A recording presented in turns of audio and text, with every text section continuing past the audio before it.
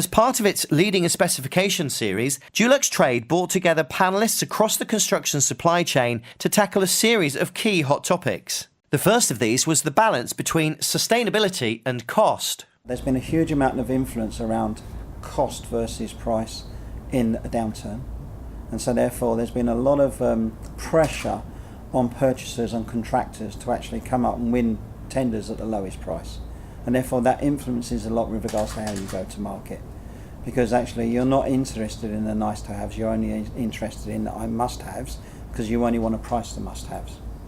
As an industry, I would still say the whole sustainability issue is driven by an individual client's requirements and to balance a BREEAM rating against the cost so as to maximise his profit. From a designer's perspective, of course, there is always this great desire to promote a quality design. So what do people want to use the buildings for, and what actually motivates them to be tenants or leasers? And the move now, the big new move is, okay, so how can this building help the well-being and the health of the people that are going to be living in there? So now we're starting to write construction specifications around how does the buildings and the materials we're using or the products that we're using actually aid the health and well-being of the people. If you look at the moment as to how buildings are benchmarked pretty much from cost planners, it's by cost. But in the future, benchmarking isn't actually going to be driven by cost planning and cost. It's actually going to be driven by different social standards and different social aspects. The thing that I've noticed is a fundamental change in the culture.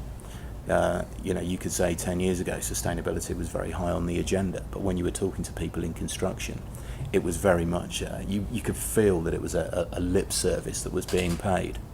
The change or the move, in that journey, when I listened to, to Steve, and when Nigel presented to us a couple of weeks ago on what they're doing at the Elephant and Castle, there's a genuine change in the people. You can feel that there's a belief now that if we don't get to this sustainability, targets, if we don't kind of embrace not just the environmental bit, but also the community element as well and the financial, that the whole thing's just not going to work. And it's that new belief, I think, is really making a massive change, and that's going to be the driver. I just wonder how far it might go from here.